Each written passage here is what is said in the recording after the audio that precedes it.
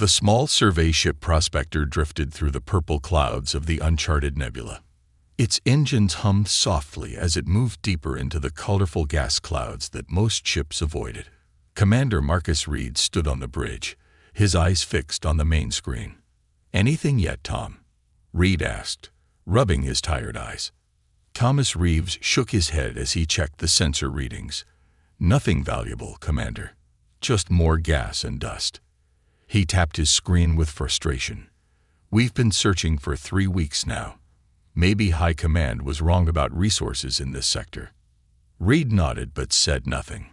Their mission was simple: find new materials to help the war effort. Humanity needed metals, fuel, and anything else they could use against the Vex Imperium. For 30 years, humans had been losing ground to these aliens. Each year, the Vex took another colony, another mining station, another piece of human space. "Wait," called Dr. Eliza Ward from her station. The engineer pointed at her screen. "I'm getting an odd reading about 20,000 kilometers to our port side." "More space junk?" Reed asked. "They have found plenty of that already." "No." Ward adjusted her instruments. "It's big, really big, and it's giving off a faint energy signature." "Put it on the main screen," Reed ordered. The screen flickered and zoomed in on a dark shape hidden within the nebula's gases. At first, it looked like an asteroid, but as the image cleared, everyone on the bridge fell silent. "That's a ship," whispered Dr. James Miller, the team's xenobiologist. "A human ship." Reed stared in disbelief. The vessel was massive, at least a kilometer long. Its dark hull was shaped like an arrow, with what looked like weapon ports along its sides. Though parts of it showed damage, the ship was largely intact. "Run an identification scan," Reed ordered. Reeves worked quickly, his fingers flying over his console. "Sir, this can't be right. According to the database, this ship matches the profile of the UES Thunderchild." "That's impossible," Ward said. "The Thunderchild was destroyed at the Battle of Proxima Centauri over 200 years ago." "It's a legend." Reed had heard the stories. The Thunderchild was the pride of the first expansion fleet, humanity's most powerful warship, lost during humanity's first major space war. Some claimed it had weapons that could destroy whole fleets and armor that nothing could penetrate. "Legend or not, that ship is there," Reed said. "And if even half the stories are true, what we found could change everything." He turned to his crew. "Prepare a boarding team. We're going to take a closer look." 2 hours later, Reed floated through the empty, dark halls of the massive ship with Ward, Reeves, and Miller. Their flashlights cut through the darkness, revealing corridors that seemed to go on forever. "Main power has been offline for centuries," Ward said, checking her scanner. "But there's still a minimal energy signature coming from somewhere deep inside." "Look at the size of these hallways," Miller said in awe. "They built ships differently back then." Reeves ran his hand along a wall. "The metal feels strange. Almost warm." Reed's communicator beeped. "Commander," came the voice of Lieutenant Davis from the Prospector. "We're picking up 3 ships entering the nebula. Configuration matches Vex scout vessels." Reed cursed. "Have they spotted us?" "Unknown, sir, but they're heading in your direction." "Understood. Stand by for emergency extraction." Reed turned to his team. "We need to move quickly. Let's find the bridge." They pushed deeper into the ship, following schematics that Reeves had pulled from the historical database. As they moved, Reed couldn't shake the feeling that they were being watched. After navigating through massive empty chambers and pitch-black corridors, they reached a sealed door with faded lettering. "Command Bridge." "This is it," Ward said, examining the door's control panel. "It's locked, but I might be able to." A distant boom echoed through the ship, making them all freeze. "What was that?" Miller whispered. Reed's communicator crackled. "Commander, the Vex ships have opened fire on the Prospector. We're taking heavy damage." "We can't." The transmission cut off. "Davis? Davis," Reed called, but there was no answer. "They found us," Reeves said grimly. "The prospector is gone. We're stranded." Another explosion, closer this time, rocked the ship. "They're boarding," Reed realized. "We need to find somewhere to hide." Ward worked frantically on the door panel. "Almost got it. There." The ancient door slid open with a hiss, revealing a massive circular room filled with control stations, all dark and silent. In the center stood a raised platform with what looked like a captain's chair. They rushed inside, and Reeves sealed the door behind them. "We need weapons, a way to contact help, or a miracle," Reed said, scanning the bridge. "Look for anything useful." Ward moved to what appeared to be the main console. "Some of these systems might still work. Let me try to." She touched the console, and suddenly, faint blue lights began to glow across the bridge. A soft hum grew around them as dormant systems stirred to life. "What did you do?" Reed asked. "Nothing. A holographic sphere appeared above the central platform, pulsing gently. When it spoke, its voice was deep and clear. "Unauthorized personnel detected on command bridge. Initiating security protocols." Miller stepped back. "Is that an eye?" "Atlas defense system online. Ship status: critical. Power levels: minimal. Crew count: 0. Time since last active duty: 217 years, 43 days, 7 hours. Reed stepped forward. "We're humans from the United Earth Fleet. We found your ship drifting." The blue sphere pulsed. "Scanning. Human life signs confirmed. Current military identification recognized. Status of the First Expansion War." Reed looked at his companions in confusion. "The First Expansion War ended over 2 centuries ago." The sphere dimmed for a moment. "Processing historical data update. Current threat assessment required." "We're being hunted by Vex troops," Reed explained. "They destroyed our ship. They'll find us soon." "Vex Imperium forces detected aboard this vessel," Atlas confirmed, initiating minimal defense protocols with available power. Throughout the ship, they heard systems powering up. Lights flickered on in the bridge, and screens came to life, showing different areas of the ship where dark figures moved swiftly through the corridors. "What is this ship?" Reed asked. "The historical records say the UES Thunderchild was destroyed." "This is indeed the United Earth ship Thunderchild," Atlas replied. "Battle Dreadnought, Titan class.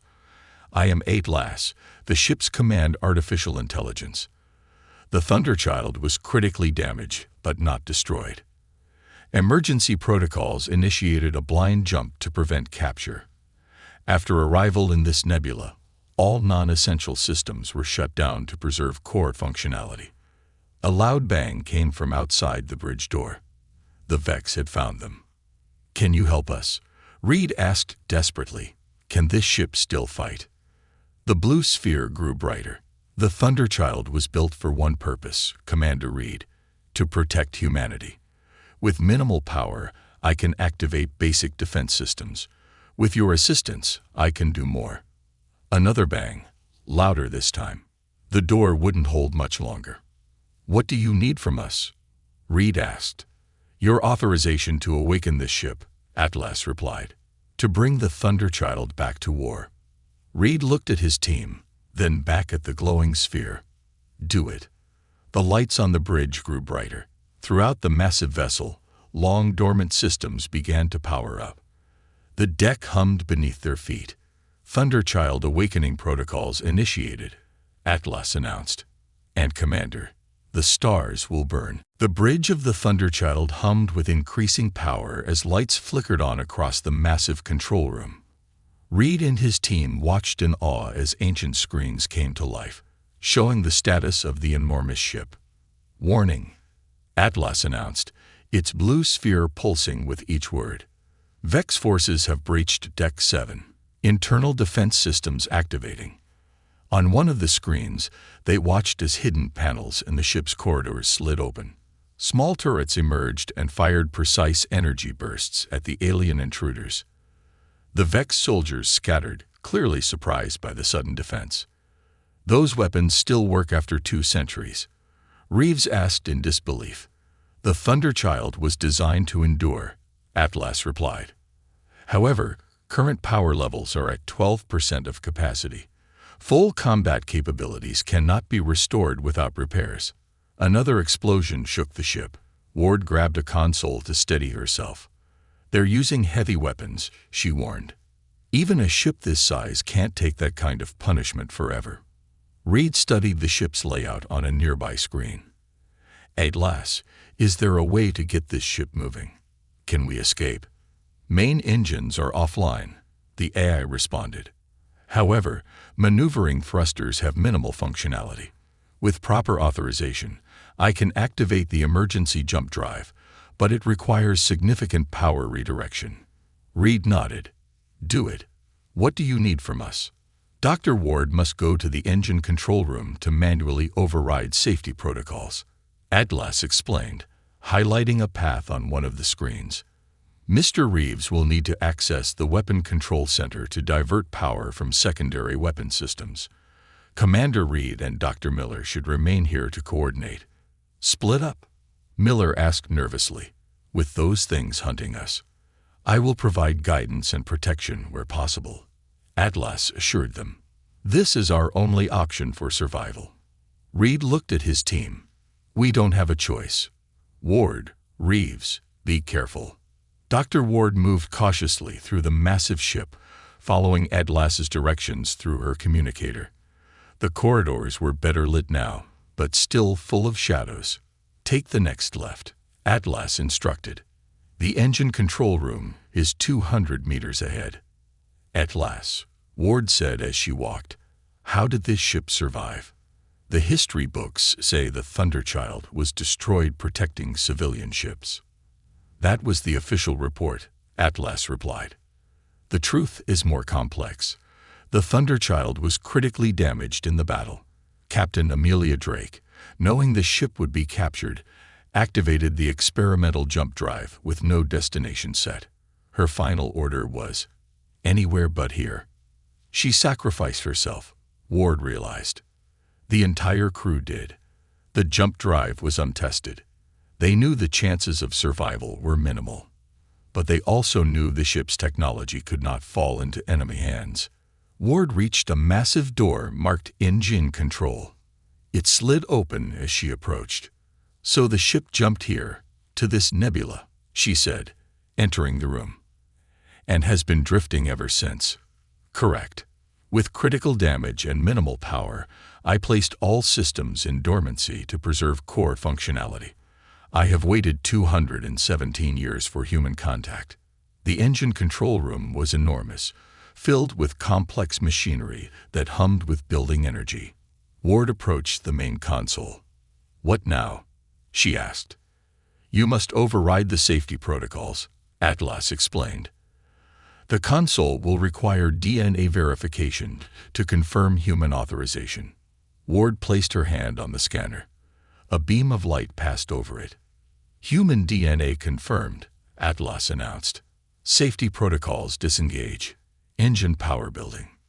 Meanwhile, Reeves made his way to the Weapon Control Center. Unlike Ward, he hadn't been lucky enough to avoid the aliens. Twice he had to hide as Vex patrols passed by, their odd, clicking language echoing in the corridors. "You're almost there," Atlas guided him. "The Weapon Control Center is just ahead." "There are too many of them," Reeves whispered. "How did they get a boarding party this large on the ship so quickly?" "Scans indicate they have brought a cruiser alongside the Thunderchild," Atlas replied. "They are cutting through the hull in multiple locations. They're trying to take the ship," Reeves realized. "They want its technology." "That cannot be allowed," Atlas stated firmly. "The weapons systems of the Thunderchild are beyond anything in the current human arsenal. If the Vex obtain them, humanity will face extinction." Reeves finally reached the Weapon Control Center, a circular room with stations for what would have been dozens of weapons officers. Now it stood empty, with only the soft glow of reactivated screens. "What do I do?" he asked. "Access the main terminal," I need you to manually reroute power from the secondary weapon arrays to the jump drive. Reeves worked quickly, following Atlas's instructions. As screens showed power levels shifting, a sudden alarm blared. Incoming Vex units, Atlas warned. 3 soldiers approaching your position. Reeves looked around desperately for a weapon, but found nothing. I can't fight 3 of them. You won't have to, Atlas replied. The door to the weapon control center sealed shut. I have locked down this section. Focus on your task. Reeves heard banging on the door as he worked. They'll break through eventually. Then we must be gone before that happens. On the bridge, Reed and Miller monitored the ship's status as power levels gradually increased. Ward and Reeves have successfully completed their tasks, Atlas reported. Jump drive power at 60%, sufficient for a short-range jump. How far can we go? Reed asked. Approximately 5 light years, enough to reach the edge of this nebula. Miller pointed at one of the screens. Commander, look at this. The screen showed the Vex cruiser attached to the Thunderchild like a parasite. More alien soldiers poured into the human ship. We need to go now, Reed decided. Atlas, can you seal off the sections they've breached? Cut them off from the rest of the ship. Affirmative. Bulkhead doors closing. Throughout the ship, massive doors slammed shut, trapping many of the Vex invaders. Those caught between sections found themselves facing the ship's internal defenses. Jump drive at 72% and rising, Atlas announced. Calculating jump coordinates. The ship shuddered as the Vex cruiser fired its weapons at the Thunderchild's hull. Can this ship take that kind of punishment? Miller asked nervously. The Thunderchild has survived worse, Atlas replied. However, our shields remain offline, initiating jump in 30 seconds. Reed watched as the countdown appeared on the main screen. What about Ward and Reeves? They're still out there. Internal transport system activated, Atlas said. In moments, the doors to the bridge slid open, and Ward and Reeves rushed in, looking relieved but exhausted. That was close, Ward said, catching her breath. The ship, it moved us here somehow. Emergency transport tubes, Atlas explained, for quick movement of officers during battle. The ship rocked violently as another blast hit the hull. Hull breach on Deck 12, Atlas reported. Jump drive at 94%. 10 seconds to jump. Reed looked at his team. 4 humans on a ship designed for thousands, about to take a 2-century-old vessel on its first jump in over 200 years. Everyone hold on to something, he ordered. The bridge filled with a blue glow as the jump drive engaged. Outside, space itself seemed to bend around the massive warship. Jump drive engaged, Atlas announced. The Thunderchild rises again. In a flash of brilliant light, the ancient battleship disappeared, leaving behind a very surprised Vex cruiser and its boarding parties, now trapped in sealed sections of a ship that was no longer there. The first step in the resurrection of humanity's greatest weapon had begun. A blinding flash lit up the bridge as the Thunderchild tore through space. The ancient jump drive hummed loudly, sending vibrations throughout the massive ship. Reed and his team clung to whatever they could grab as the vessel shuddered around them. Jump stabilizing, Atlas announced, its blue sphere pulsing steadily. Exiting hyperspace in 3, 2, 1. The flashing light faded, and the violent shaking stopped. On the main screen, stars appeared where before there had been only the purple gases of the nebula. Jump complete, Atlas reported. Current location, Sector 47B, approximately 4.7 light-years from previous position. Ward checked the nearest console. Power levels down to 23%. That jump took a lot out of the old girl. The jump drive was not meant to be used with such low power reserves, Atlas explained. Damage assessment underway. Reeves studied a star chart that had appeared on one of the screens. We're at the edge of chartered space. The nearest human outpost should be about 12 light-years from here. Can we make another jump? Reed asked. Not immediately, Atlas replied. The drive requires 6 hours to recharge under current power conditions. Miller pointed at a blinking alert on another screen. What's that? Long-range sensors have detected multiple ships approaching our position, Atlas said. Configuration matches Vex patrol vessels. Estimated arrival: 20 minutes. Reed frowned. How did they find us so quickly? The jump created a detectable energy signature, Atlas explained. And the Thunderchild is a large target. So we can't run, Reed said grimly. Can we fight? Primary weapons systems remain offline, Atlas reported. However, defensive capabilities can be brought online with the available power. What kind of defensive capabilities? Reeves asked. The Aegis Shield, Atlas replied. The Thunderchild's most advanced defense system. It was experimental technology, even at the time of this ship's construction. Ward looked up from her console. I studied old war records. The Aegis Shield was theoretical, a defensive system that could absorb enemy fire and convert it to usable energy. It is more than theoretical, Dr. Ward, Atlas said. It was successfully installed on this vessel, though never used in full combat conditions before the Battle of Proxima Centauri. Reed straightened his back. Can we use it now? Yes, but it will require manual activation from the shield control room, Atlas said. The automated systems were damaged in the ship's final battle. Where is this control room? Reed asked. Deck 17, Section C, Atlas replied, highlighting a location on the ship's schematic. Dr. Ward should go. Her engineering expertise will be needed. Reed nodded. Ward, you go activate the shield. Miller, see if you can access any data on Vex tactical patterns from the ship's archives.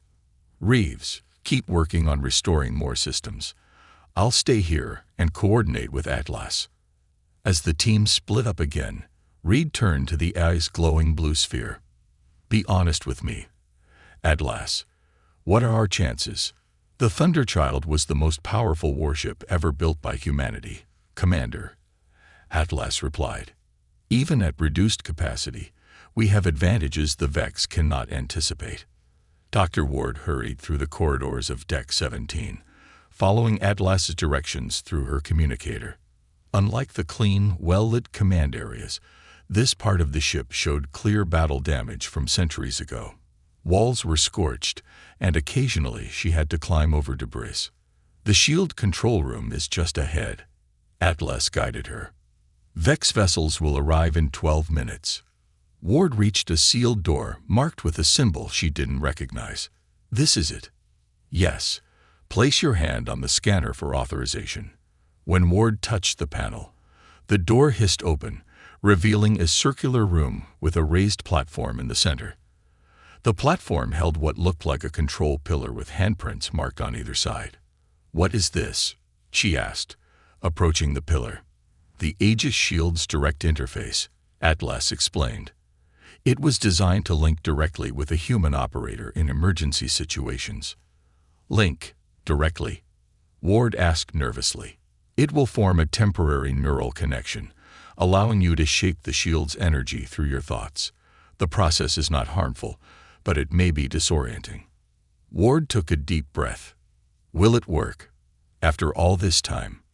The system has been in stasis, not shut down, Atlas replied. It should function as designed. With no other choice, Ward stepped onto the platform and placed her hands on the marked spots. Immediately, blue light flowed up her arms like liquid.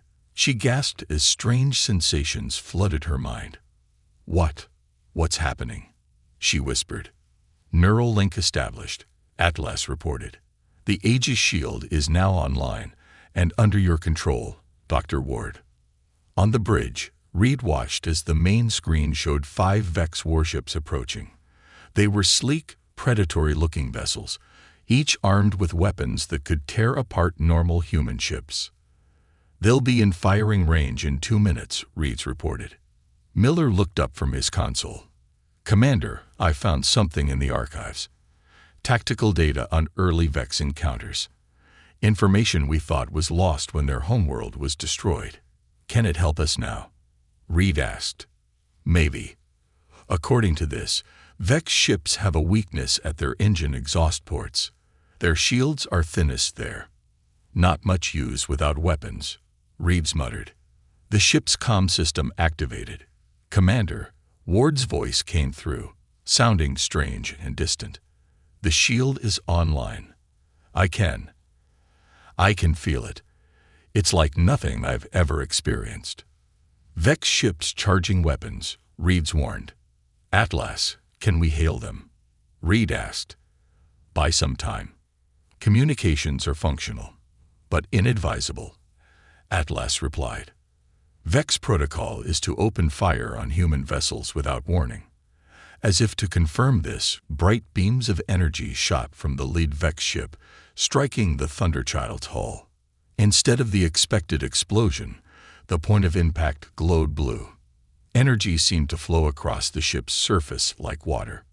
Shield holding, Atlas reported. Energy absorption at 12% and rising. More Vex ships fired, their weapons hitting the Thunderchild from different angles.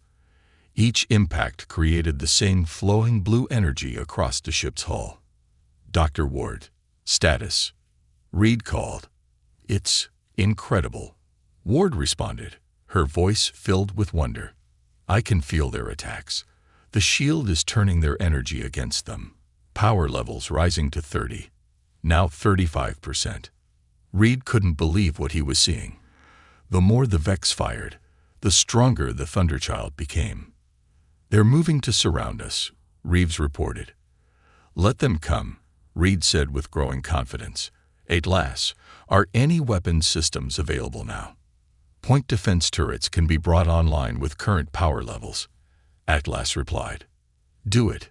Small turrets emerged from hidden ports along the Thunderchild's hull. They fired precise energy pulses at the closest Vex ship, targeting the area Miller had identified. The alien vessel shuddered as the blasts pierced its weakened shields. Direct hit, Reeves exclaimed. The damaged Vex ship tried to pull away, but more turrets tracked it, firing continuously at its vulnerable point.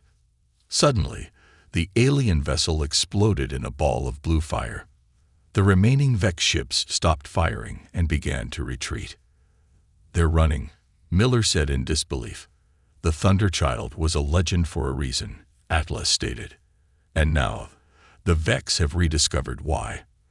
Ward returned to the bridge, looking exhausted but exhilarated. The shield is stable, power levels at 42% and holding. Reed looked at his small crew with pride. Good work, everyone. But this is just the beginning. The Vex will be back, and in greater numbers. Then we better be ready, Reeves said. Reed nodded.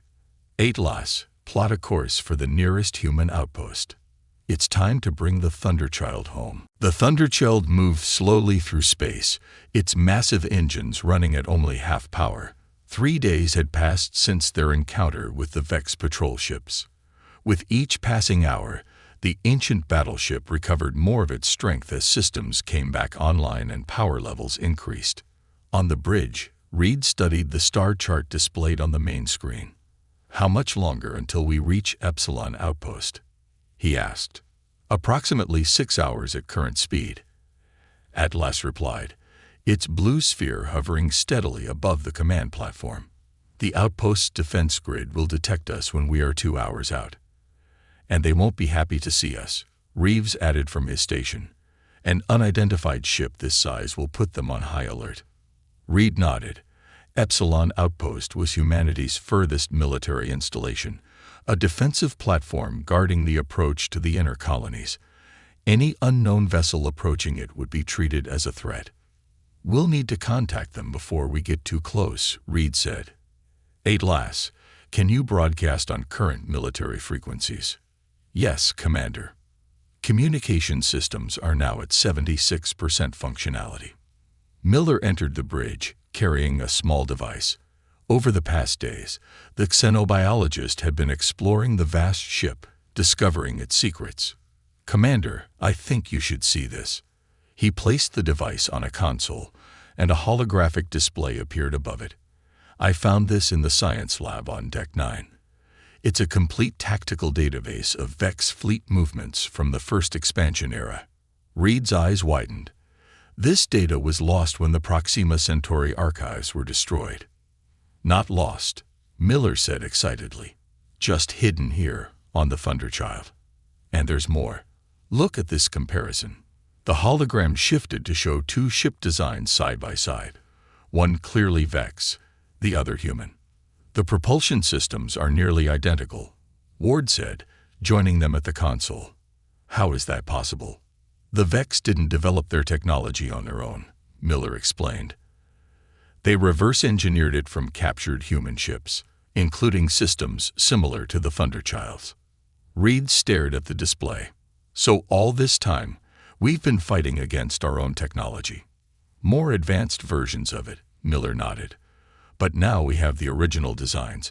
We can find their weaknesses because they're built on our own work. This information could change everything, Reed said. Atlas, how much of your weapon systems are now operational?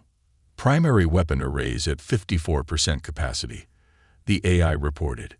Secondary defense systems at 68%. The Aegis shield is fully functional thanks to Dr. Ward's calibrations. Reed turned to his small crew. We're bringing back more than just a legendary ship. We're bringing back the knowledge humanity needs to win this war. 2 hours from Epsilon Outpost, the Thunderchild was spotted by long-range sensors. Immediately, alarms sounded throughout the human facility. Admiral Laura Bennett stood in the outpost's command center, watching as technicians tracked the approaching vessel. What do you mean you can't identify it? She demanded of her sensor officer. Something that size should be in our database. It's not matching any known configuration. Admiral, the officer replied nervously. It's huge, at least 1 kilometer long. Vex? Bennett asked. No, ma'am. The design appears human, but older somehow. A communications officer called out. Admiral, we're receiving a transmission from the vessel. Put it through, Bennett ordered. The main screen flickered to life, showing Reed's face. Epsilon Outpost. This is Commander Marcus Reed of the United Earth Fleet. Authorization code Sierra Tango 217. Bennett stepped forward. Commander Reed, your survey ship was reported missing 3 weeks ago. My original ship was destroyed, Admiral, Reed replied. But we found something else. He stepped back, allowing the camera to show more of the Thunderchild's bridge. We're aboard the UES Thunderchild. A stunned silence fell over the command center. That's impossible, Bennett finally said. The Thunderchild was lost 2 centuries ago. Not lost, Admiral. Just waiting to be found. Request permission to dock for repairs and crew transfer. Bennett hesitated, then nodded to her officers. Prepare a security team and clear docking bay 1. If this is some kind of trick. The Thunderchild dwarfed the outpost as it approached. Workers and soldiers gathered at viewports to watch the legendary ship's arrival. Many took pictures with their personal devices, and soon news of the vessel's return spread across human communications networks. When Reed and his team stepped off the ship, they were met by Admiral Bennett and 24 armed guards. I apologize for the welcome, Bennett said, eyeing them cautiously. But you understand our concern. I do, Reed replied. If you'd like to come aboard and see for yourself, Admiral, I think you'll find it answers most of your questions. Bennett followed Reed into the Thunderchild, her security team close behind. As they walked through the massive corridors, the Admiral's expression shifted from suspicion to awe. This is really it, she whispered. The Thunderchild. My grandfather used to tell me stories. When they reached the bridge, Atlas greeted them, its blue sphere materializing above the command platform. Welcome aboard, Admiral Bennett. I am Atlas, the ship's artificial intelligence. Bennett approached the hologram cautiously. How has this ship survived all these years? As Atlas explained the Thunderchild's history, engineers from the outpost began examining the vessel's systems. Word of the ship's return traveled quickly, and within hours, the highest levels of Earth Command knew of the discovery. High Command is sending a battle group to escort you to Earth, Bennett told Reed later that day. They're calling this the most significant discovery in 50 years of war.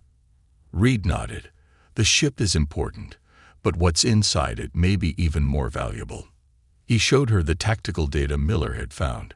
The Thunderchild isn't just a weapon. It's the key to understanding Vex technology. This could change everything, Bennett said, examining the data. There's something else you should know, Reed added. Atlas will only accept commands from me and my team. It's part of the ship's security protocols. It won't recognize any authority but ours. Bennett frowned. That could be a problem. High Command will want control of the ship. They can try. Atlas's voice came from nearby. But the Thunderchild was designed with safeguards against forcible commandeering. Captain Drake's final orders were explicit. The ship chooses its crew. Bennett looked between Reed and the AI's hologram. This will cause complications. Perhaps, Reed agreed. But right now, we have a bigger problem. Long-range sensors detected a large Vex fleet massing near the New Terra colony. They're preparing for a major assault. New Terra has minimal defenses, Bennett said gravely. If it falls, the Vex will have a clear path to Earth. Reed looked around at the bridge of the mighty warship. Then perhaps it's time for the Thunderchild to return to battle. Your crew consists of 4 people, Bennett pointed out. You can't operate a ship this size in combat. We've managed so far, Reed replied. But you're right. We'll need help. He turned to the Admiral. Can you provide experienced officers? Bennett thought for a moment, then nodded. I can give you a skeleton crew, my best people. Good, Reed said. Atlas, set course for New Terra. It's time for the Vex to learn that humanity has remembered how to bite back. The Thunderchild moved through space with renewed purpose, its engines glowing bright blue against the darkness. The ancient battleship was no longer alone. 6 human warships surrounded it, forming a protective escort as they approached the New Terra colony. On the bridge, Reed sat in the captain's chair, watching the main screen with steady eyes. Around him, the bridge buzzed with activity. Admiral Bennett had provided 30 experienced officers to help operate the massive vessel, though Reed and his original team maintained key positions. New Terra defense perimeter in range, Reeves reported from the tactical station. Colony sensors have detected us. Open a channel, Reed ordered. The screen changed to show the face of General Mark Wilson, commander of New Terra's defense force. His expression was grim. Admiral Bennett informed me you were coming, Commander Reed, Wilson said. I hope that old ship has more than just stories to offer. The Vex fleet will arrive in less than 3 hours. How many ships? Reed asked. 47 at last count. 3 times the size of our defense fleet. Reed nodded. The Thunderchild will hold the center of your formation. Have your ships follow our lead. Wilson looked skeptical, but nodded. We'll take all the help we can get, even from ghosts. When the transmission ended, Ward approached Reed. Our power levels are at 89%. It's not perfect, but it's the best we can do without a proper refit. It will have to be enough, Reed replied. Atlas, what's the status of the Prometheus array? The AI's blue sphere appeared beside him. The Prometheus array is operational at 76% capacity. However, I must remind you that this weapon system was never field-tested. What exactly is the Prometheus array? Bennett asked. She had insisted on joining them for the battle. Miller answered from his science station. According to the ship's database, it's a network of artificially created gravitational lenses. Theoretically, it can capture and redirect energy, even stellar energy. In simpler terms, Reed explained, it can turn the enemy's weapons against them, on a massive scale. Bennett's eyes widened. And this technology has existed for 2 centuries. It was too dangerous, Atlas said. After the Battle of Proxima Centauri, all research into such weapons was abandoned. The Thunderchild contains the only working prototype. Reed stood and addressed the bridge crew. "I won't lie to you. We're outnumbered and facing an enemy that has defeated humanity at every turn for 30 years. But this ship was built to change the course of wars. Today, we'll see if it still can." 3 hours later, the Vex fleet arrived. The alien armada emerged from hyperspace like a swarm of metal predators. Their ships were sleek and deadly, arranged in attack formation around a massive central vessel, the Vex command ship. "They're twice the size we expected." Wilson's voice came through the comm system. His ships formed a defensive line in front of the colony. "Hold position," Reed ordered calmly. "Let them come to us." The Thunderchild floated at the center of the human formation, its kilometer-long hull dwarfing even the largest human warships. For several minutes, nothing happened as the two fleets faced each other across the void. "They're scanning us," Miller reported, paying special attention to the Thunderchild. "They're trying to figure out what we are," Reed said. Suddenly, the Vex ships began to move. Their formation split into 3 attack groups, moving to surround the human fleet. "They're trying to flank us," Reed warned. "Let them," Reed replied. "Atlas, activate the Aegis shield." "Full coverage." "Shield activated," Atlas confirmed. A blue glow spread across the Thunderchild's hull, gradually extending outward to encompass the nearby human ships. "What are you doing?" Bennett asked. "Sharing our protection," Reed explained. "The shield can extend to cover nearby vessels." On the battlefield, the Vex fired first. Hundreds of energy beams struck the blue shield surrounding the human ships. Instead of explosions, the points of impact glowed brightly as the shield absorbed the energy. "Shield holding," Ward reported, power levels rising with each hit. "Return fire," Reed ordered. The Thunderchild's weapon ports opened, revealing rows of energy cannons that had remained hidden for centuries. They fired in perfect synchronization, each blast striking with precision at the weak points Miller had identified in the Vex ship's designs. 3 Vex vessels exploded immediately. Their shields, designed to stop modern human weapons, proved useless against the ancient technology they were based on. The Vex responded by intensifying their attack, focusing all fire on the Thunderchild. The shield glowed brighter with each impact. "They recognize the ship," Miller realized. "They know what it is." "Power levels at 112% and rising," Ward reported with amazement. "The shield is converting their energy faster than we can use it." The battle continued as the human fleet, protected by the Thunderchild's shield, began to advance. More Vex ships fell to the ancient battleship's weapons. Then the massive Vex command ship moved forward. Its front section opened to reveal what looked like a miniature sun, a weapon capable of destroying planets. "They're charging their Nova cannon," Reed warned. "That thing could vaporize the colony." "At last," Reed said calmly, "activate the Prometheus array." "Activating now," the eye replied. "Target locked."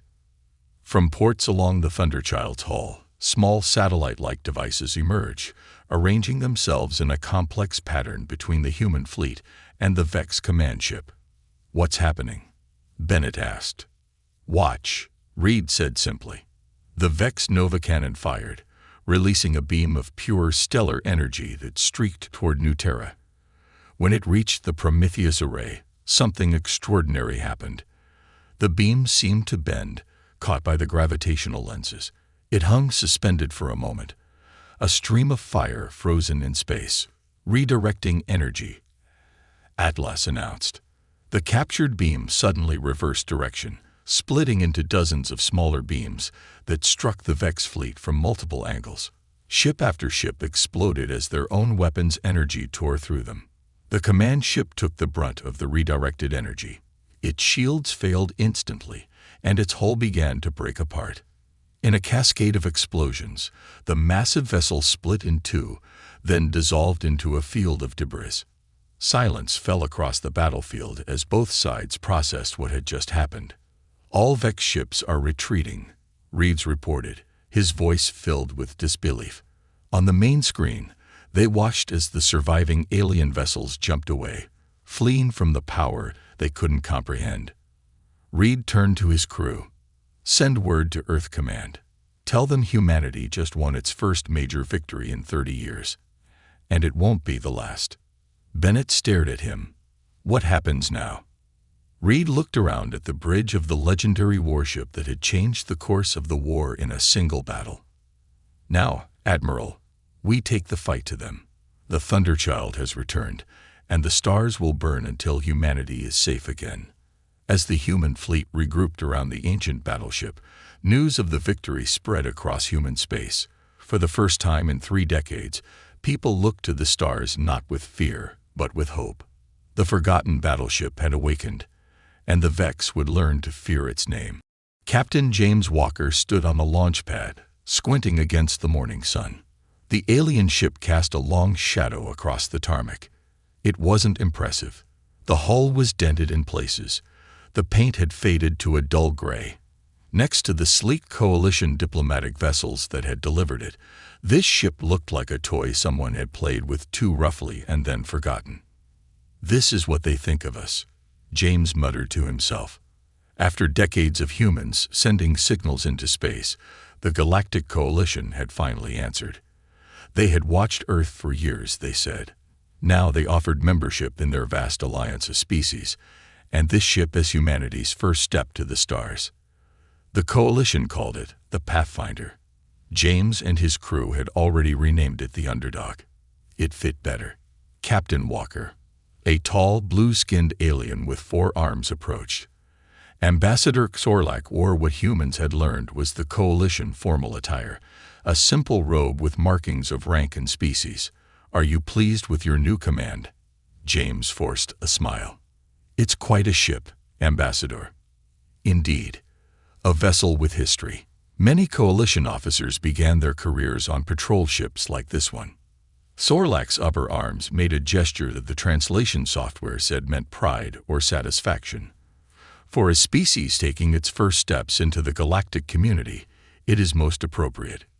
Behind the ambassador, James could see other aliens watching. One in particular, Coalition Admiral Drem, didn't bother hiding his amusement.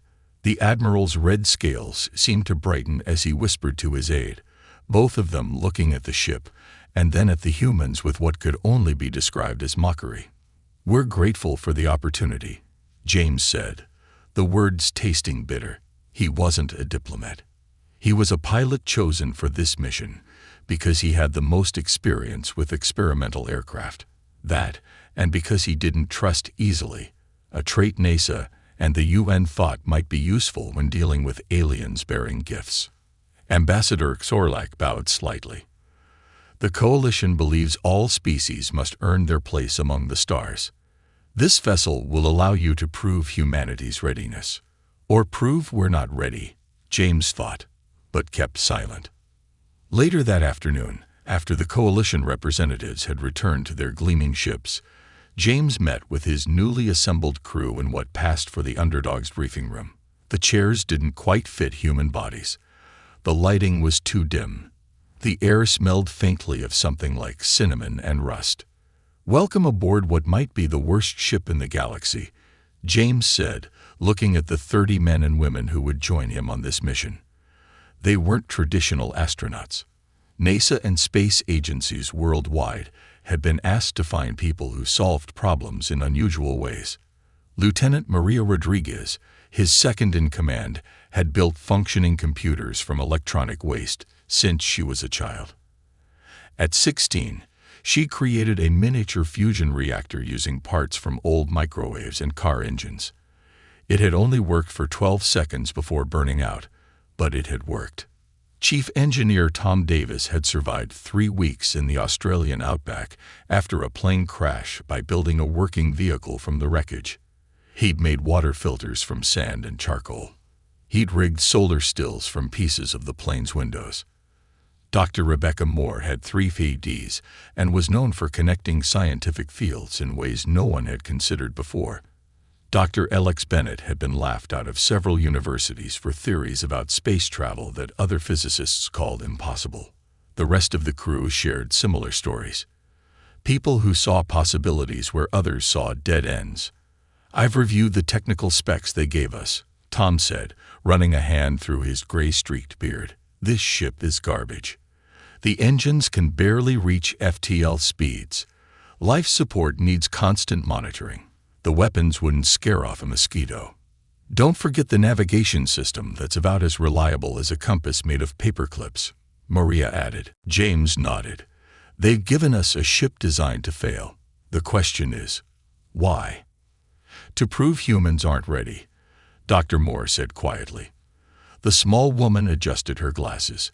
"I've been studying Coalition cultural records they shared. They're hierarchical. Species advance through proving themselves worthy. We're being tested and set up to fail," James said. "I saw their real ships. This thing is a joke compared to what they have." Tom grinned suddenly. "Then they don't know humans very well, do they?" "What do you mean?" asked James. "Give a human a broken thing and tell them they can't fix it." Tom laughed. "That's like waving a red flag at a bull. We've been making do with less since we figured out how to use fire." A murmur of agreement went through the room. James felt something shift in the air, frustration turning to determination. "I asked each of you to bring personal items for the journey," James said. "What most of you don't know is that I specifically requested people who could smuggle useful tech under the guise of comfort items." Maria pulled out what looked like an old MP3 player, quantum computer, disguised as a vintage music device. "They scanned it, but their tech doesn't recognize ours easily. Too different." Others revealed similar treasures, tools hidden as mementos, advanced materials disguised as art pieces, experimental software loaded onto what looked like old gaming systems.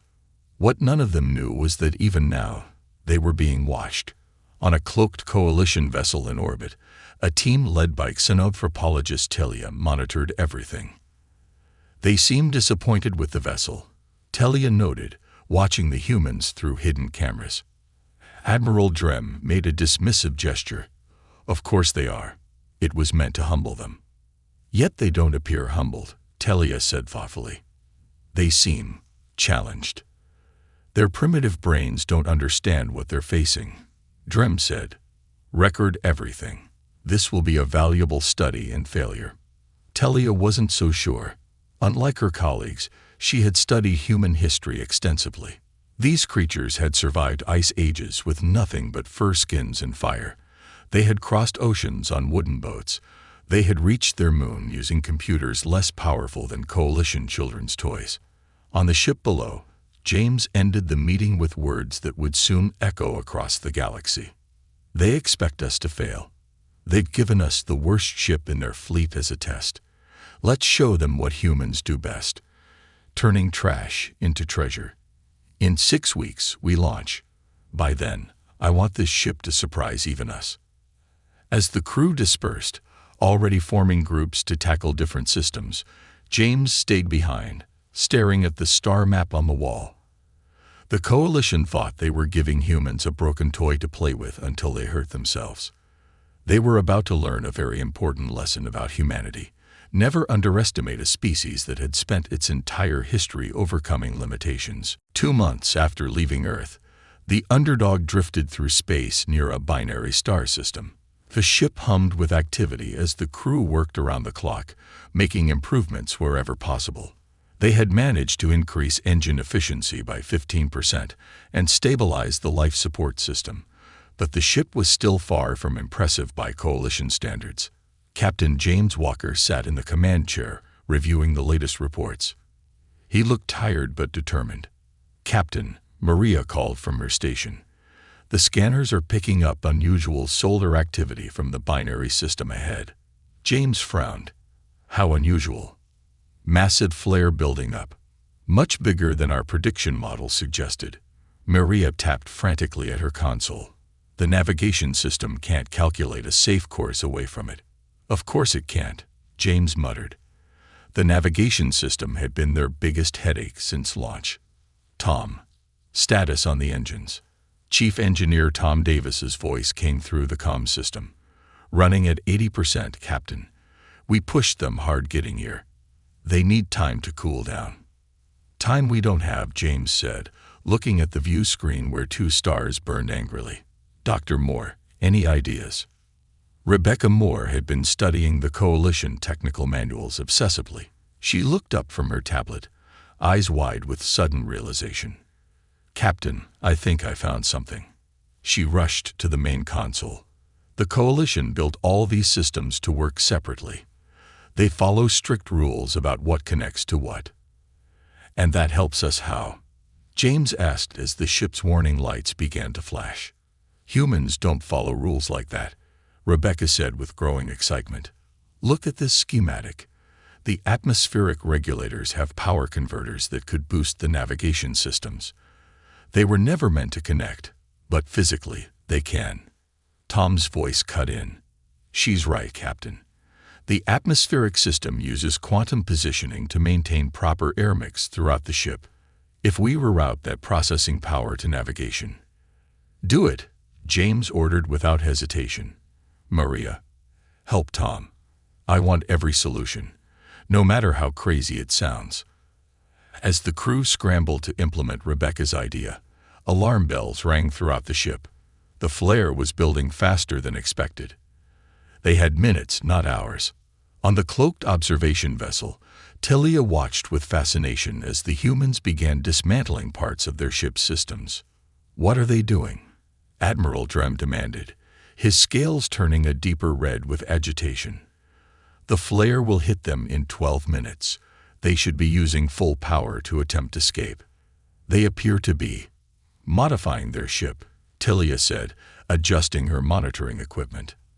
"They're connecting systems that aren't designed to work together." "Impossible," Drem scoffed.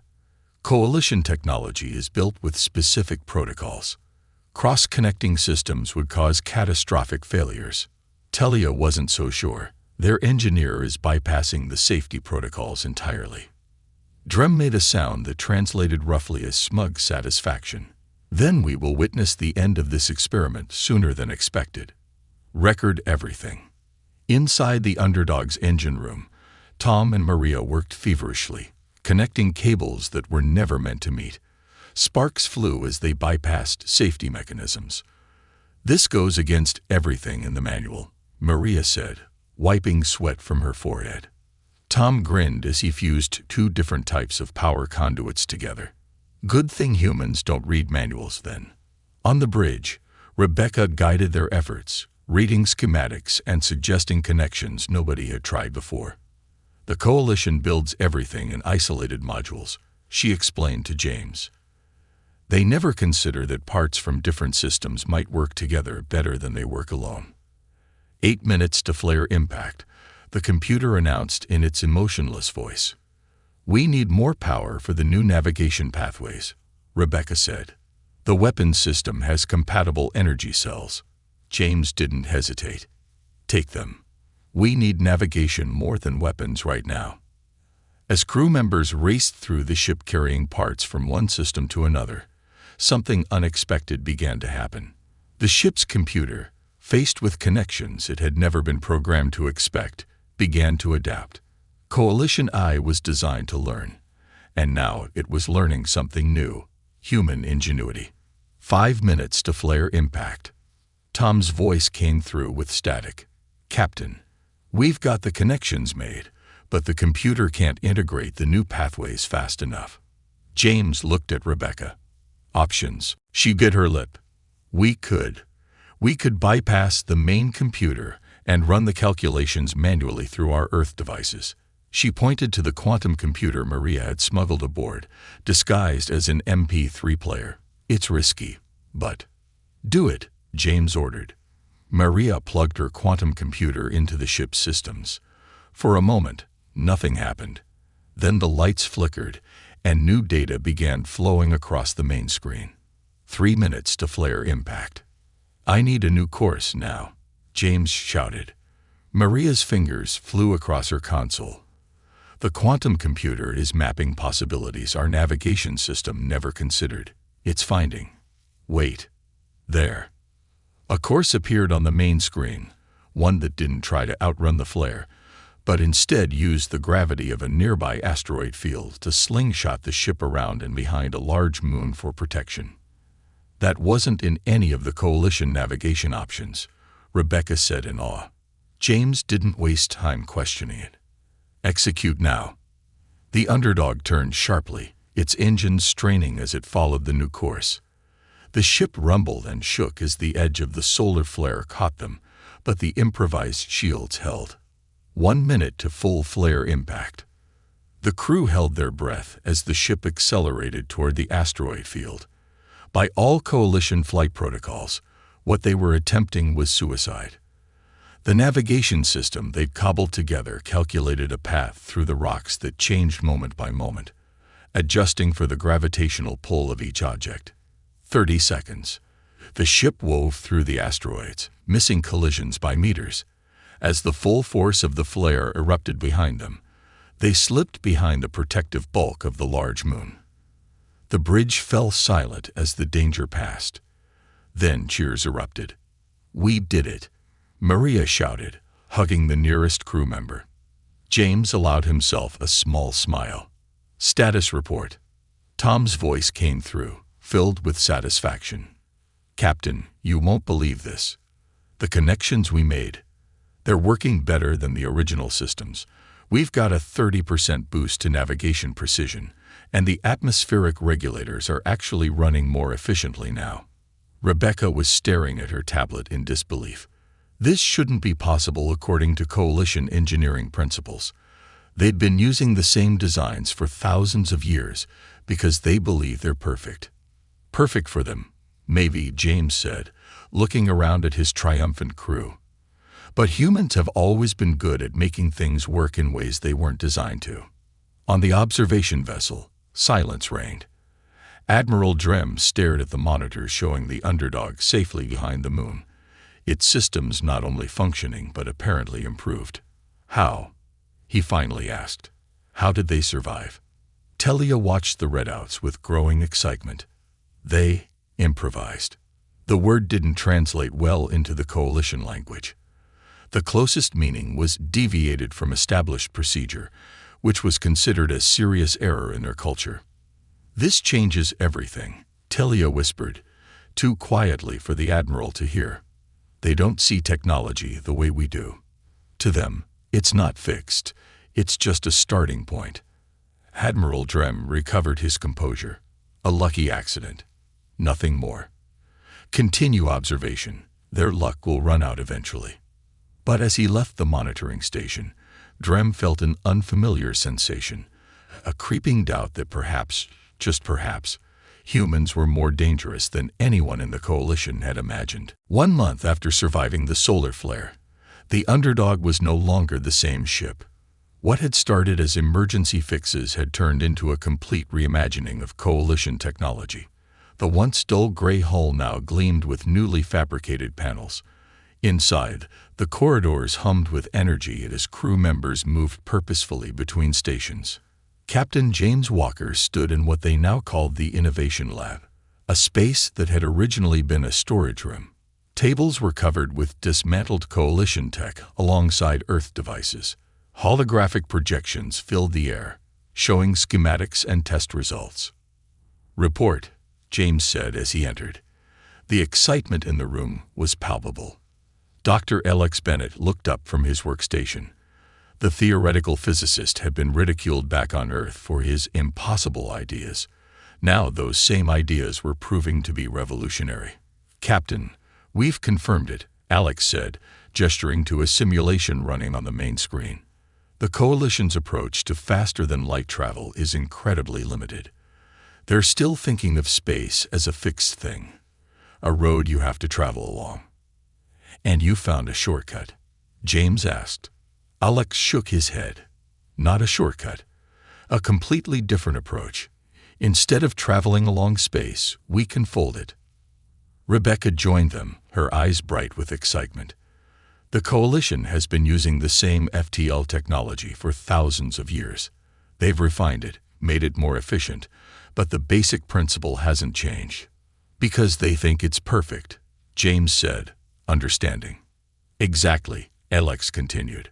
But we found something in their technical database, a reference to an experimental technology they abandoned centuries ago because it didn't fit their engineering philosophy. They called it spatial distortion, but they could never make it stable. "And you think we can?" James asked. Alex and Rebecca exchanged glances. "We already have," Rebecca said, "on a small scale." She led James to a sealed container in the corner of the lab. Inside, a small device pulsed with soft blue light.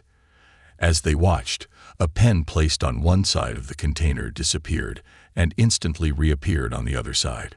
"We're calling it a spatial compression module," Alex explained. "It doesn't move the object through space. It folds space itself, bringing 2 points together temporarily." James stared at the demonstration, his mind racing with possibilities.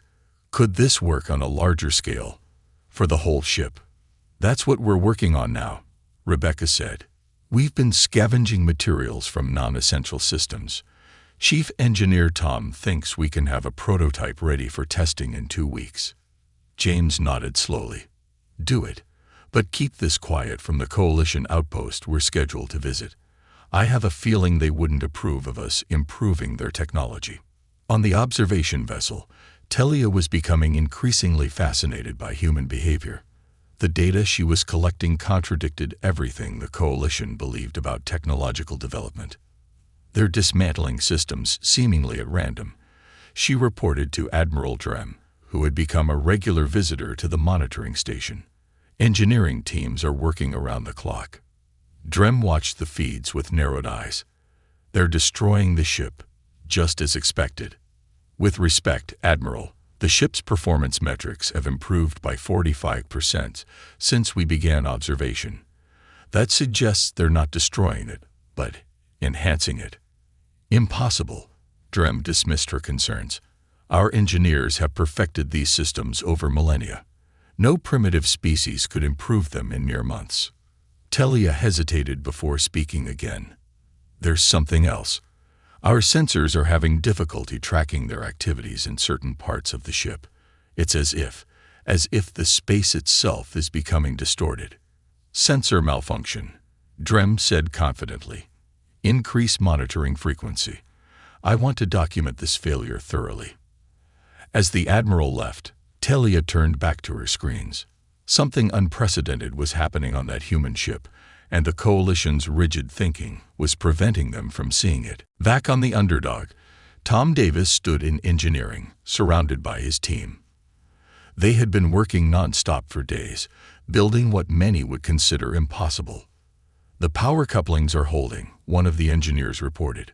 "Quantum stability at 94%. Tom grinned. "Better than we hoped."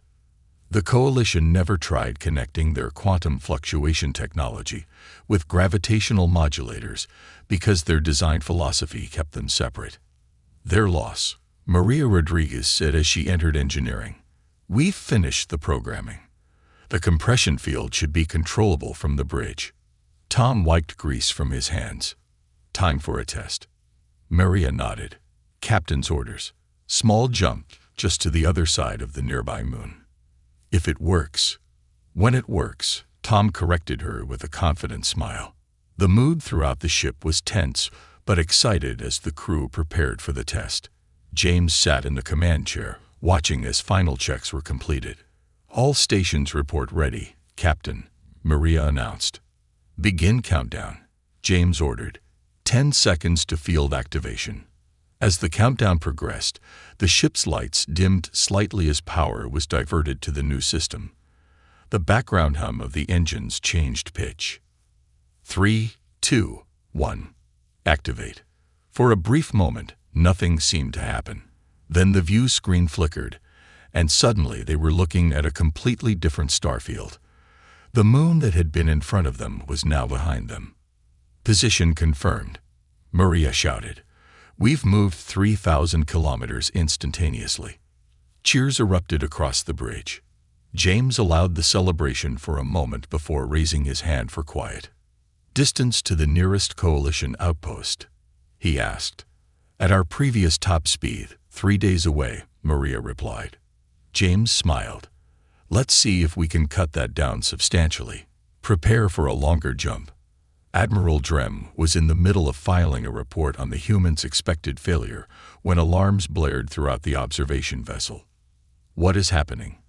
he demanded as he rushed to the monitoring station. Telia stared at her screens in disbelief. "They're gone, Admiral. The underdog has vanished from our sensors." "Destroyed?" Drem asked, unable to keep the satisfaction from his voice. "No," Telia whispered. They've simply disappeared from this sector entirely. Our long-range sensors have detected them near the Lorani outpost, 3 systems away." "Impossible." Drem slammed his fist on the console. "No ship can travel that distance instantaneously. Check the sensors again." "I've checked 3 times, Telia said, her voice growing stronger with excitement. "They didn't use conventional FTL travel. They've created something new, or perhaps rediscovered something we abandoned." As Drem struggled to comprehend what had happened, Telia was already composing a message to the Coalition Science Council. The humans hadn't just improved Coalition technology, they had fundamentally reimagined it. The implications were staggering. A species the Coalition had judged as barely worthy of notice had, in mere months, achieved what Coalition scientists had deemed theoretically impossible. "We must report this immediately," Drem finally said, his scales pale with shock. "The Council must be informed." "Yes," Telia agreed, though for very different reasons. "The Council needs to understand that everything we thought we knew about humans is wrong. They don't see limitations the way we do. Where we see finished products, they see starting points." As their ship changed course to follow the underdog, Telia added one more observation to her report. "Humanity may be the most disruptive force the Coalition has encountered in 10,000 years, not because they are aggressive, but because they make the impossible possible." News of the underdog's impossible jump spread through Coalition space faster than any ship could travel. The Lorani outpost, a massive space station that served as a regional hub for a dozen species, buzzed with rumors and speculation. Coalition officials tried to control the information, but stories spread from ship to ship, station to station. Captain James Walker and his crew had become celebrities overnight. As they docked at the Lorani outpost for supplies, crowds gathered to catch glimpses of the humans who had achieved what Coalition scientists claimed was impossible. James stood at the airlock with Maria and Tom, preparing to meet the station's commander. "Remember," James said quietly, "we share nothing about our modifications. As far as they know, we got lucky with some minor improvements to their systems." "Do you think they'll believe that?" Maria asked, straightening her uniform. "No," James said with a small smile. "But let them wonder." The airlock opened to reveal Commander Zell, a tall, thin alien with pale green skin and large, multifaceted eyes. Behind Zell stood a delegation of Coalition officials, their formal robes marked with various ranks and affiliations. "Captain Walker," Commander Zell said, the translator converting the clicks and whistles into English. "The Lorani outpost welcomes you and your crew. Your arrival has caused quite a stir." "Thank you for your hospitality, Commander," James replied. "We're grateful for the opportunity to resupply." Of course," Zell said, gesturing for them to follow. "The Coalition is most interested in your journey so far. We've received reports of unusual travel methods." James kept his face neutral. "We've made some adjustments to improve efficiency." "Adjustments," repeated one of the officials, a short, stocky alien with what looked like gills along its neck. "Is that what you call completely rewriting the laws of physics?" "We haven't rewritten anything," Tom said with a shrug. "We just found a different way to read them." The officials exchanged glances, clearly unsettled by the humans' casual attitude toward what they considered revolutionary technology. As they walked through the station, James noticed how other aliens moved aside, watching the humans with mixtures of curiosity, awe, and in some cases, clear fear. Word had spread, and the implications were sinking in. In the highest levels of the Coalition capital world, An emergency council session had been called. The Grand Chamber, designed to hold representatives from hundreds of species, was sealed for this private meeting. Only the highest-ranking officials were present. High Chancellor Vorex, the elected leader of the coalition for the past 30 years, looked around the table at the troubled faces. "I assume you've all reviewed the reports regarding the human vessel," Vorex said. His species communicated with subtle color changes in their skin along with speech, and right now, the patches on his face showed deep concern. "It cannot be allowed to continue," said Councillor Traz, head of security. "This human ship has developed technology that could destabilize the entire coalition. If all species suddenly began developing their own variations of established technology." "Chaos," agreed another counselor. "The foundations of our society rest on technological stability and predictability." "What do you suggest?" asked Vorex. "We invited them to join the coalition. We gave them a ship." "A test ship," Traz corrected. "One they were supposed to struggle with, not revolutionize. I recommend immediate revocation of Earth's provisional membership and confiscation of the vessel before they can develop further innovations." "And if they resist?" asked a quieter voice. All heads turned to Councillor Mira, known for her moderate views. "These humans have already demonstrated remarkable adaptability. Attempting to force them could backfire significantly. They are one ship against the might of the coalition fleet," Traz said dismissively. "They would have no choice but to comply." The debate continued, with opinions splitting into three main factions. Some, like Traz, wanted immediate action to contain the human threat. Others saw opportunity. If humans could be controlled, their creativity might be harnessed for coalition benefit. A small minority, including Mira, suggested treating humans as true equals and learning from them rather than trying to control them. In the midst of this debate, a new voice spoke up. Telia had been granted rare permission to address the council directly. "With respect, honored councilors," she began, "I have been observing the humans closely. Attempting to control them through force would be a grave error. You sympathize with them," Traz accused. "I understand them," Telia corrected, "which is not the same thing. Humans have a unique perspective that allows them to see possibilities where we see only established patterns. It is not a threat unless we make it one." "Pretty words," Traz said. "But the reality is clear. Either we control this new technology, or it will spread beyond our ability to manage." After hours of debate, a decision was reached. A coalition diplomatic vessel would approach the underdog with orders to return to coalition space for safety inspections. If the humans refused, stronger measures would be authorized. Back at the Lorani outpost, James received a secure communication from Earth. The coalition had allowed limited contact with their home planet, carefully monitoring all transmissions. This one, however, had been approved quickly, too quickly. "Captain," the message began, the face of UN Secretary-General Williams appearing on the screen. "We've received troubling intelligence from sources within the coalition. There is significant concern about your ship's advancements. A diplomatic vessel has been dispatched to intercept you, but our sources suggest their intentions may not be entirely peaceful."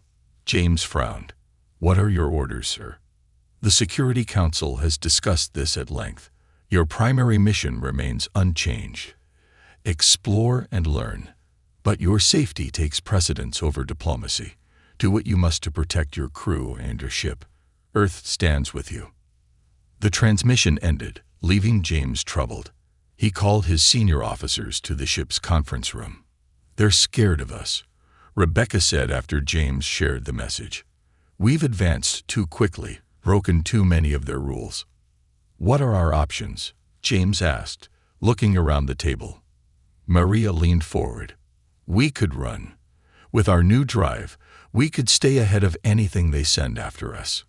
"Running makes us look guilty," Tom pointed out. "And we've done nothing wrong." Alex had been quiet, but now he spoke. "There's another option. We share what we've learned." "What do you mean?" James asked. "Not with the coalition officials," Alex clarified. "With Earth. We send all our specifications, all our discoveries, directly home. If they want to stop human advancement, they'll have to deal with an entire planet of innovators, not just one ship." James considered this, then nodded slowly. "Begin the transmission immediately. Use our new communications array, the one that operates on frequencies they can't easily monitor. If they're planning to take our ship, we make sure our knowledge doesn't die with us." As the crew rushed to compile their discoveries, James stared out the viewport at the stars. The Coalition had given humans their weakest ship as a test, expecting them to fail. Instead, humans had shown what they did best: adapt, innovate, and overcome. Now the real test was beginning. The Coalition diplomatic vessel Righteous Purpose dropped out of FTL travel near the Lorani outpost. It wasn't alone. Behind it came 29 warships, their weapons systems fully charged. The message was clear: this wasn't a negotiation, but a show of force. Inside the Underdog, alarms blared as sensors detected the incoming fleet. "Transmission from the lead ship, Captain," Maria reported from her station. "They're ordering us to power down all systems and prepare for boarding. They claim it's for safety inspections." James looked around the bridge at his crew. In the months since leaving Earth, they had grown from a collection of misfits into a family. They had taken the worst ship in the Coalition fleet and transformed it into something revolutionary. "Status of our transmission to Earth?" he asked. "Completed 10 minutes ago," Maria replied with a satisfied smile. "Everything we've learned, every innovation, every discovery, it's all safely home." James nodded. "Open a channel to the Coalition fleet." The main screen flickered to life, showing the stern face of Admiral Drem. The red-scaled alien's expression showed no surprise at seeing James. "Captain Walker," Drem said, his translator converting his clicks and hisses into English. "By order of the Coalition Council, your vessel is to power down immediately and prepare for boarding. Your modifications must be inspected for safety compliance." "Admiral Drem," James replied calmly, "we appreciate your concern for our safety, but the Underdog has never been safer. In fact, we've improved virtually every system beyond Coalition standards." Drem's scales darkened with anger. "That is precisely the problem, human. Your reckless modifications violate established protocols. You will comply, or we will be forced to take more direct action." From her position beside James, Rebecca whispered, "They're scared of what we've become." James nodded slightly. "Admiral, humanity joined the Coalition in good faith. We were given this ship as a test, and we've passed it beyond anyone's expectations. We've harmed no one. We've violated no laws. We've simply innovated. Innovation without oversight threatens the stability of the Coalition," Drem replied. "You have 5 minutes to comply before we take action." The transmission cut off, leaving the bridge in silence. "Options?" James asked his crew. "We could run," Tom suggested from engineering. "Our new drive could outpace anything they have. Until they catch us eventually," Maria countered. "We're still one ship." Alex spoke up from the science station. "Captain, remember what we were working on last week? The probability drive." James turned to him. "It's not tested yet." "Neither was the spatial compression module when we first used it," Alex said with growing excitement. "The theory is sound. The initial simulations were promising." "Explain it again," James requested. "In simple terms." Alex nodded. "Traditional weapons target where something is. Our probability drive can calculate where something is most likely to be and nudge reality slightly to ensure we're somewhere else." "You're talking about manipulating probability itself," Rebecca said, "making it extremely unlikely that their weapons will hit us, and extremely likely that ours will hit them, if needed." Alex confirmed. "It doesn't break physics. It just bends the rules a bit." James considered this for a long moment. "How long to bring it online?" 10 minutes, Tom replied from engineering. "Maybe less if we bypass the secondary safety protocols." "We don't have 10 minutes, Maria pointed out. "We have 4 minutes until they open fire." James made his decision. Do it. Bypass everything non-essential. All power to the probability drive and shields. The next 4 minutes were a flurry of activity as the crew raced to bring the untested system online. Energy flowed through pathways that had never existed in Coalition technology, creating quantum fields that manipulated the very fabric of probability. Just as the deadline expired, Tom's voice came through the comm system. "Probability drive online, Captain. It's not stable, but it's working." On the main screen, they could see the Coalition fleet moving into attack formation. The first energy blasts lanced out from the nearest warships. "Brace for impact," James called. But the impacts never came. Each energy blast seemed to veer off course at the last moment, missing the underdog by mere meters. The humans watched in awe as shot after shot failed to connect. "It's working," Alex whispered. "The probability fields are shifting things just enough." James didn't waste the opportunity. "Maria, open a channel to all Coalition vessels simultaneously." "That's not possible with Standard," she began, then smiled. "Right. Standard doesn't apply to us anymore. Channel open to all vessels, Captain." On the bridge of the Righteous Purpose, Admiral Drem stared in disbelief as every single shot from his fleet somehow missed the human vessel. It wasn't evasive maneuvers. The ship barely moved, yet nothing could touch it. "Impossible," he muttered. Then, to his further shock, Captain Walker's face appeared on his screen, and from the reactions of his officers, on every screen throughout the fleet. "This is Captain James Walker of the Earth ship the Underdog," the human began. "We could continue this demonstration, but that would miss the point. You gave us your weakest ship as a test, expecting us to fail. Instead, we've shown you possibilities your civilization has overlooked for millennia." Drem tried to cut the transmission, but nothing happened. Somehow, the humans had overridden all communications controls. "Humanity doesn't want conflict," Walker continued. "We want partnership, but it must be as equals. We shared all our innovations with Earth. What you're witnessing isn't just one ship. It's humanity's gift to the stars. You can fight us and lose, or join us and grow. The choice is yours." The standoff lasted 12 tense hours. During that time, the Coalition Council held emergency sessions, reviewing reports from the fleet and data from Telia's observation mission.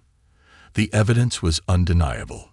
Humans had advanced specific technologies beyond what the Coalition had achieved in thousands of years of development.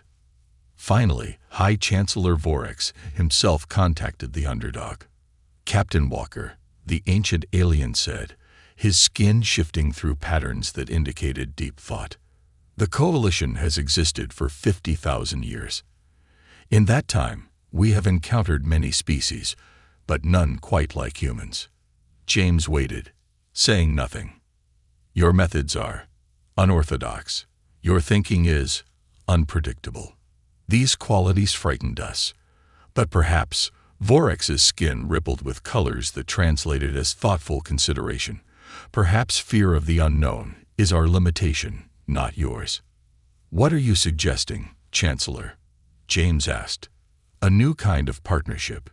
Not humans submitting to Coalition standards, but a true exchange of ideas. Your innovations combined with our stability, your creativity with our experience." James smiled. "That's all we ever wanted." In the months that followed, the Underdog became a symbol of a new era in galactic politics. Human innovation spread throughout Coalition space, not as a conquering force, but as a revitalizing one. Species that had accepted technological stagnation as inevitable began to question their own limitations. Telia, now serving as the first Coalition Minister of Interspecies Innovation, summarized it best in her address to the new council. "By giving humans our weakest ship, we accidentally gave them the perfect opportunity to show us our own blind spots. They didn't just rewrite the capabilities of a single vessel, they've rewritten what we thought was possible. And in doing so, They've written themselves into the future of the Coalition in ways none of us could have predicted. Captain Walker and his crew became diplomats as much as explorers, building bridges between human ingenuity and alien wisdom. The underdog, now barely recognizable from its original form, became a living symbol of what was possible when creativity was unleashed. The universe, it turned out, had far fewer fixed rules than anyone had imagined. All it took was a species willing to test them.